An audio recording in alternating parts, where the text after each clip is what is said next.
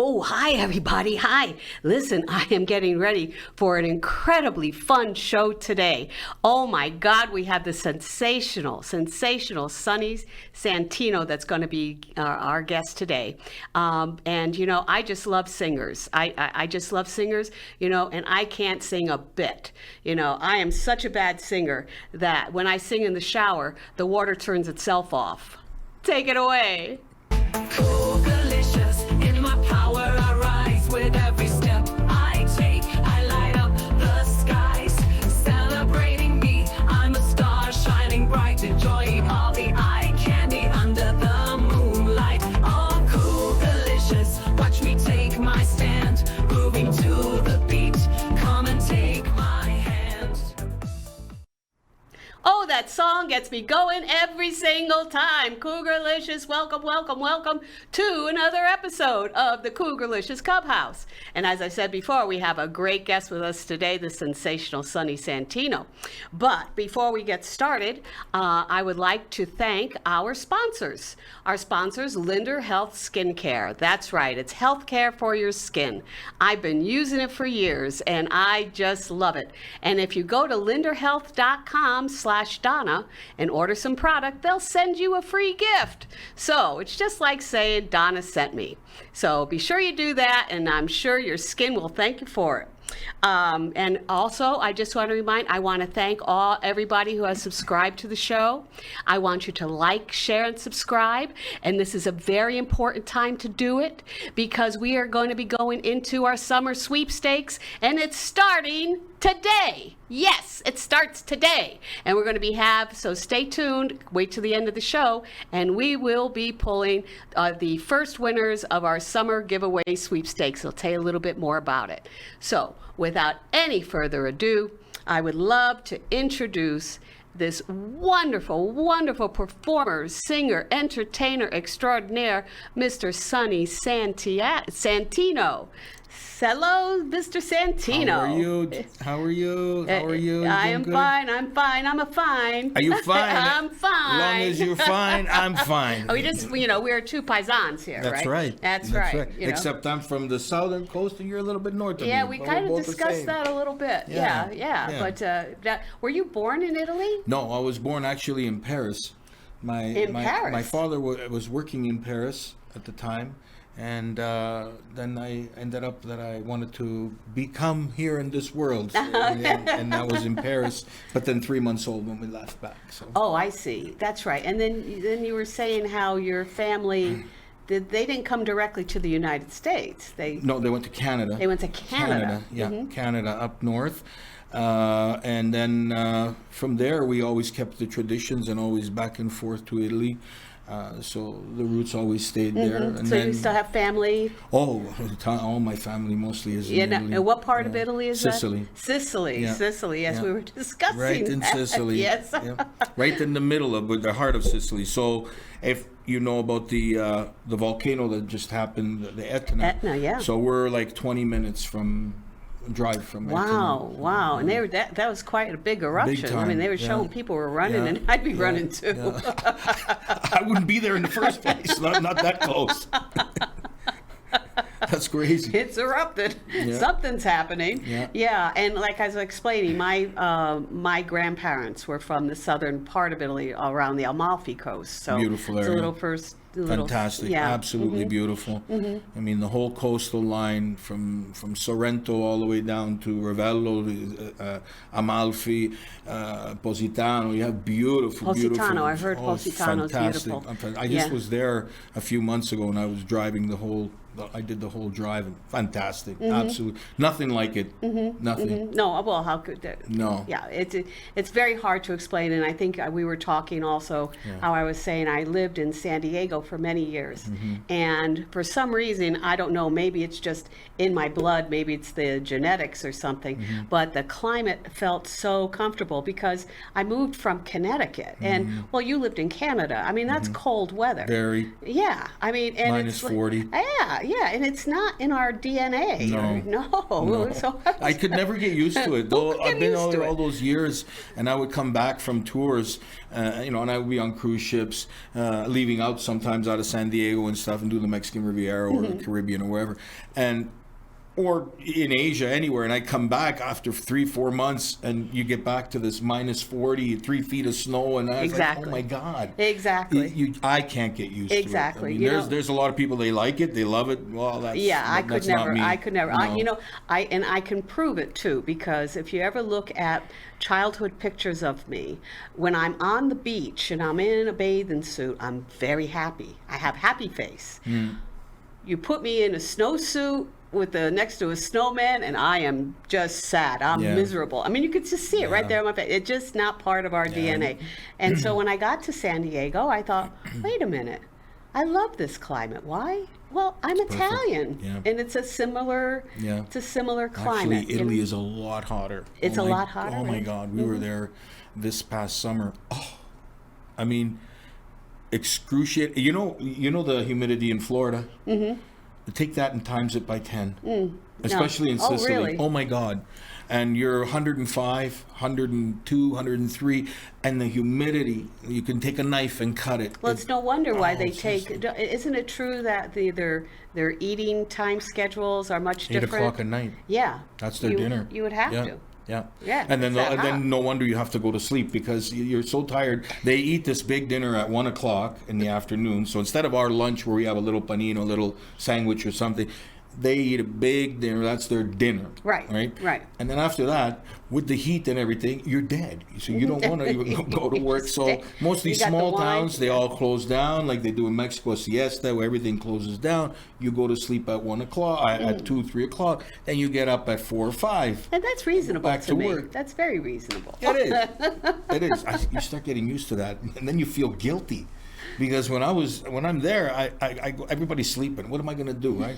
So it's either I'm going to get in the car and go for a drive, or whatever. But what am I going to do? So I got to go to sleep. I like it. So I go to sleep and I feel guilty, like I'm not supposed to be doing this. But it is what it is, right? Then you come back here and you're so used to sleeping there, right? So it's like now at 2 o'clock, I'm going down. So I'm thinking, forget it. That can't happen now. So you got to change your whole. But it is nice to sleep. So now, when you were younger, did you get into singing at that point? I mean, how did you get into singing? Was it I mean, you have a marvelous voice. I saw you at Chill, right? You performed at Chill? Oh, Chill, yeah. Yeah, that's, I think, one of the first times I saw you sing. And yeah. it was just absolutely unbelievable. Do you still go there, or do you still? No. I did that was kind for, of like I did that for little Joe. Yeah. It was like kind of a benefit thing that I went for him and helped him out. But yeah, no, I started when I was, I had a garage band, just the little kids. In Canada now. In Canada. We're in Canada. I was 11 years old, and we were playing songs like Kiss, stuff from Kiss and AC/DC, this kind of stuff. Right. And so the Italians, we had a club. There was an Italian club, and every New Year's they would put on a big party. So we go to this New Year's party, and I'm with my dad, my mom, my family, and the guy goes to my dad and says, "Hey man, the band can't show up, and I know your son has a band. Really? Can they play? Put me in, coach. Put me in." Yeah. So my dad comes to me and says, "Let's go." I said, "Where are we going?" He said, "We got to go pick up the instruments." "For what?" He says, "For what?" I says, "For what?" He says, "They can't come. You got to go up there and play." "What am I going to play?" I said, "We only knew 4 or 5 songs. What am I going to play?" He says, "Play what your mom taught you, the Luna Mezzomare. Play that thing all night." So we went, picked up the instruments. I went there, and we started playing. We played the same. "C'è la Luna Mezzomare, mamma mia." We did it in a polka. We did it in a waltz. We did it. But they loved it. I got paid. I got paid good money. $300 that time was a lot of money. Wow. So from there, they started calling and weddings, and like I always tell everybody, the movie The Wedding Singer? Yes. That is this true story of my life. That's what I did. Played all the weddings. You couldn't book me for 2 years in advance. And how old were you when this was happening? I started at 11, and then I did that till about 22, 23, till I went out professional. And then I went out on the road. Now, did you came- stay with the same band? Did you have the same players, or did you? When I went on the change- road? No. No. When you were doing your wedding. Yeah, gigs most and of stuff. most of the players. Sometimes you lose a player here and there, but yeah, the structure. Yeah, like their mom wants them to come home early. Yeah. At curfews. Yeah, they were all things like that. Italians. We were all Italians, so yeah. And I did all the Italian weddings. At that time, they had for Italians, they would do a christening. You had a band. Right. You had a communion. You had a band. A confirmation. Anything. You know. Anything to you celebrate. had a band. Yeah. That's so, it. And and I found, and what I found very interesting, because like I said, I was raised on the East Coast. Big Italian family, same type of thing. Celebrated everything. Birthdays, anniversaries. Everything. Anything was a celebration. And then I moved to the West Coast. And I met people in the Italian community on the West Coast.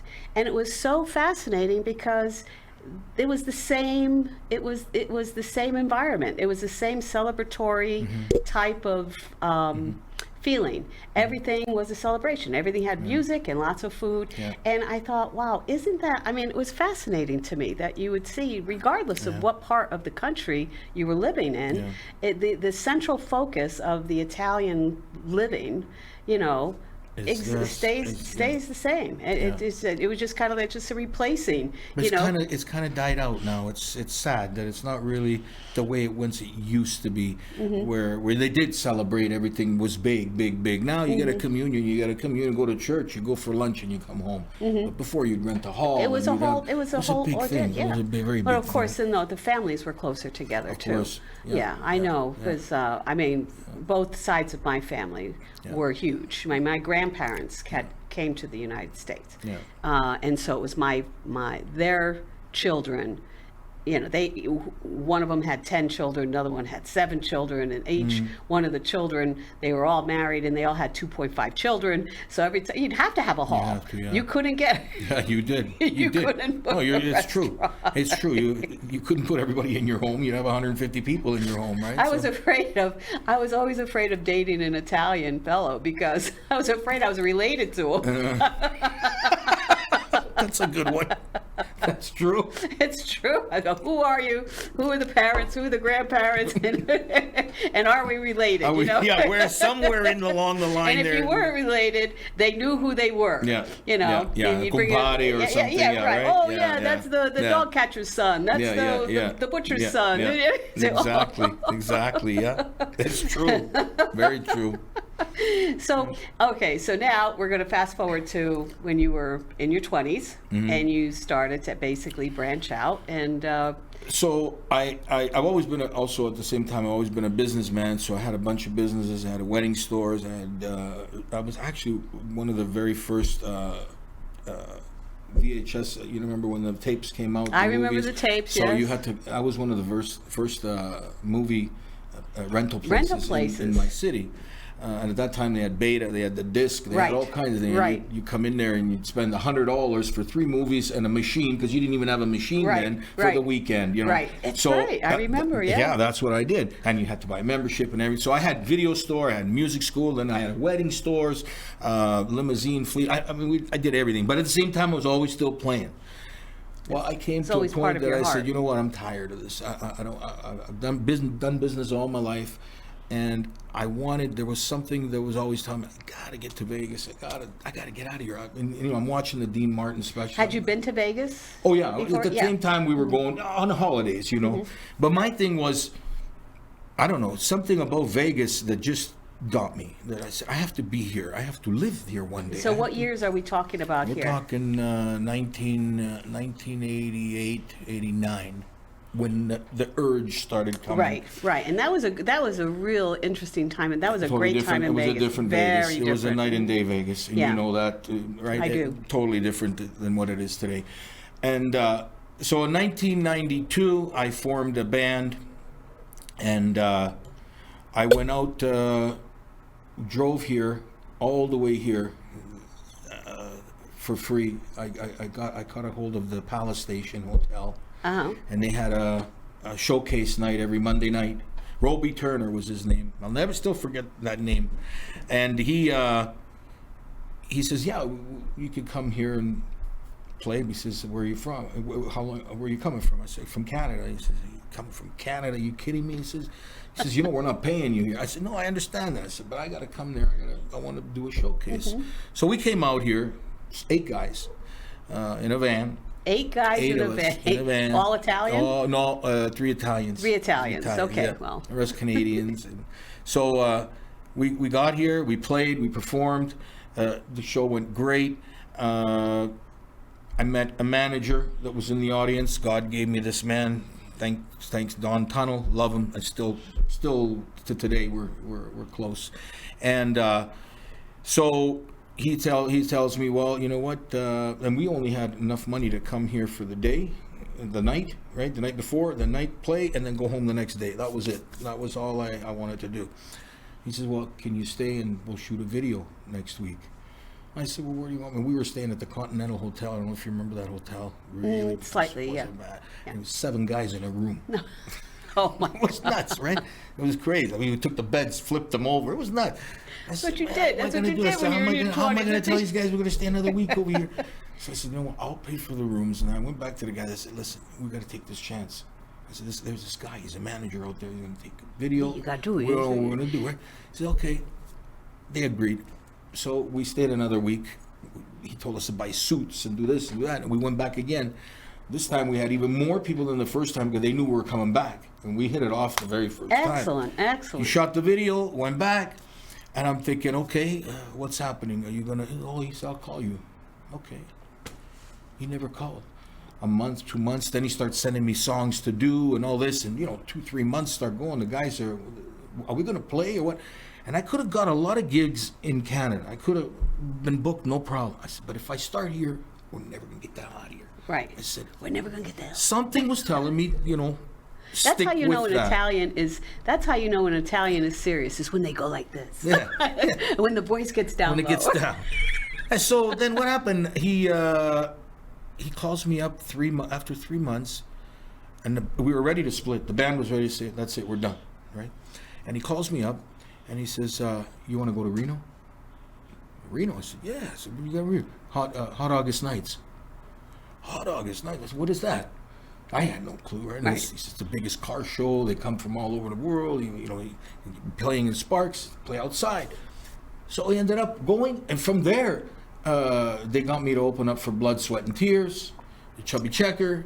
Is that right? Yeah, it was awesome. And then from there, right? the tour just became, it was supposed to be 2 weeks. We ended up being, I think it was 9 or 10 weeks. We did Denver, Colorado, everywhere we went. Mm-hmm. I'm calling my wife, I got to do another 2 weeks. She said, what are you going to do another 2? I said, I thought you were only gone for 2 weeks. This is the first time I even left that long, right? Here I got 2 kids, and I said, I said, he's giving me another, it's on the way home. Okay, it wasn't on the way home. It was on the it's on the way home another couple weeks. I'll be home. I'll be home. So keep the light on for me. It ended up being 9 weeks after that. Then we had our tours began, and it went from there. And then after that, I went to I started doing the Asia. I got booked for all the Grand Hyatt chains, and I played all over Asia. And then I did that for about 5 years, and I got tired of that, and I said, I got to go back to Vegas again. So I left that and came back to Vegas, regrouped again, redid another band, stayed here for another 3-4 years, played all the, Caesars. Now, your wife at this time, where was she? She's at home. She's at home, but I'm coming home, and I was actually very lucky because, especially like the Asia market, those bands that they get there, so if you're doing 3 months in Hong Kong, they expect you to get on a plane and fly to Taiwan and do another 3 months in Taiwan because it's only a 45-minute, an hour flight, or go to Korea or wherever they are. But I said, no, you want me? I have to go home. I have a family. I had the guys in the band, they had no families and they wanted to keep going. That's the way it goes. So they were actually very good with me for that. They gave me 3 months on, 3 months off. Nice. So it was nice. So now, were you the lead? I mean, my show. It was your show, so you were the lead singer. Always. And what instrument do you play? When I first started, I played accordion. You played accordion? Like every Italian kid did, right? And so it's almost like when they say, "What is your accordion?" What accordion? Yeah. Accordion. I hated that instrument. I hated it. All my friends got to play drums, keyboards, guitars. And what do you play, Sonny? Accordion. So you just stuck with the singing. Yes. I stuck with the singing. I pick it up once in a while. My friends get a kick out of it when I play that. But, yeah. And what genre do you enjoy? Anything that sounds good to my ears. I mean, I've performed every genre. I've played from, I was telling you earlier, I do Pink Floyd, AC/DC, Metallica, and then from that, I Backstreet Boys. I did everything, including Garth Brooks. So, and now I'm really strongly into the pop opera. Andrea Bocelli, this kind of stuff. Yeah, Andrea, but I think I heard you say yeah, you probably heard me doing that. So now what I'm doing is this new show that we've got going on is August 21st. Yes. Yes. Let's go over that because you have really quite a list of performances that you're going to be at. You're going to be doing a charity for Vegas Stronger on the 24th of June. Yeah. And where is that going to be? That's put on by Matt Dorman, and that's going to be at the what's it called? I have it written down on my thing. Well, that's fine. I'll give it to you. We'll post it. Yeah. We'll post it. We'll keep you posted. Okay. And then you're going to be at the Fiore Club. Then I'm at the Fiore Club of the Italian American Club. On the 10th of July. Yeah. And then Dennis Bono Show. The Dennis Bono Show, and that on the 24th. On the 24th at South Point. Yeah. At the South Point, and on the 6th of August, you're going to be at Mark O'Toole. Yep, Freedom Hall there, Mark O'Toole. And that will all lead on to my show on the 21st. And that's at the Italian American Club. And there you go. Thank you. I know where that one is. Yeah. The Italian American Club on Sahara. I love that club. Yeah, I love that. It's the first place I went. Actually, as the first place I went to look up when I first moved here. I said, I want to learn about the Italian community in Las Vegas. Where better to go? The Italian American Club, fabulous club. It's just gorgeous. It reminds me, it reminds me really a lot of the Back East, but it's one of the originals, right? It was originated in the 60s. Yep.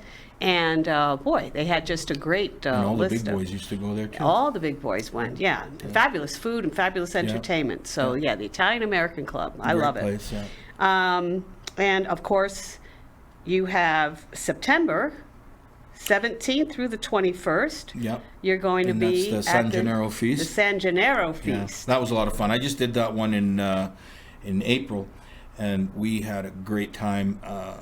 Lots of fun. I mean, the food is great. The entertainment is great. He brings in singers from all over. I sing with another friend of mine from Rome. He flies in from Rome, Angelo Torchia, which is a great singer, and we do that together. And they always have huge crowds of people that go. Yeah. And again, that's something that is very, very similar to all of the different feasts that Italian communities have all across the country. Yeah. There was Italian feasts that we went to all the time when I was a kid. Like in The Godfather too, you see the feast, the Avest. Avest. Yeah.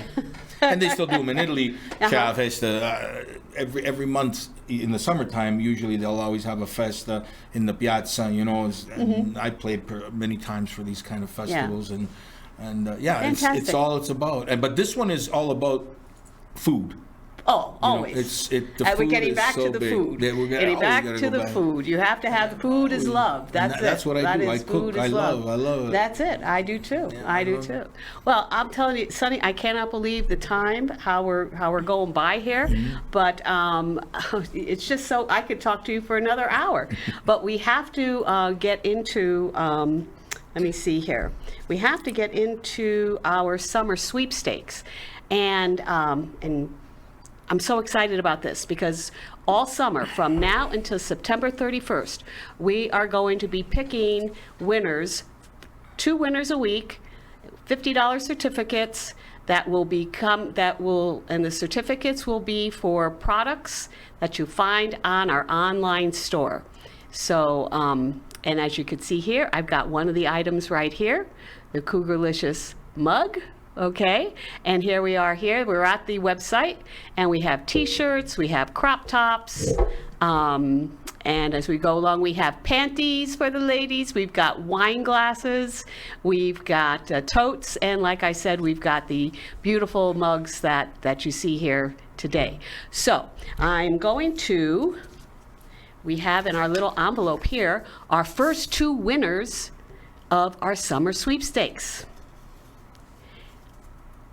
And they are Mary Ellen from Connecticut and Sunny Jean from Florida. Congratulations. We'll be sending you some certificates, 2 $50 certificates, to go on to our online store and get yourself some Cougarlicious merch. And that's, I'm just so excited about that. So remember to like, share, and subscribe, and say hi in the comments too, because I love hearing from you all. You all have such fabulous comments, and let me know who's the eye candy that you enjoy, because we will always bring them back. And I think Sonny is a great candidate. I think he's a great candidate for our eye candy categories. I thought when you said Sonny that I won. You said Sonny. I won. But you did. You're on the air. I won, yeah. That's right. Actually, I won. I'm the big winner here. So anyway, and again, many thanks to our Linder Health skincare, and just go on to linderhealth.com/Donna, order some product, get a free gift. What could be better than that? Okay? All righty. Okay, so let's, again, thank you so much, Sonny. I'm going to have to come and see you. I mean, I definitely have got to come and see you at the charity, the Fiore Club, Dennis Bono, the Italian American Club, and the Gennaro Feast coming up in September. So be on the lookout. Now, how do they get in touch with you? They can go to Facebook? They can get me on Facebook at Sonny Santino Vegas or SantinoLive.com. Okay, Sonny Santino Vegas or SantinoLive.com. Yeah. And then you can find out his schedule and go and see him. He's fabulous. But it's great if they come on the Facebook, friend me, and you can see everything, what I'm doing, Yes. my cooking, everything that I do. Any recipes there? Yes. Any secret recipes? Actually, I do sausage too. I make my own sausage. All I do right. My salami, my prosciutto. I do it all. I'll be I'm over, a true Italian. I'll be over on Sunday at 2 o'clock. There you go. Okay, keep the pasta going. Hey, everybody, that's our show for today. So thanks so much for tuning in, and we'll see you on the next episode of the Cougarlicious Clubhouse. Cougarlicious, in my power I rise with every step I take. I light up the skies, celebrating me. I'm a star shining bright, enjoying all the eye candy under the moonlight. Oh, Cougarlicious, watch me take my stand, grooving to the beat. Come and take my hand. Hey gang, Donna Joy here to tell you about our summer sweepstakes starting now. Just hit the like, share, and subscribe button, and be sure to leave a comment. And beginning in June, we'll be drawing names to win special gift certificates at our online store at www.cougarlicious.com. It's a great way to support the channel, and I have much appreciation for all of you. Thank you, and remember to Cougar on.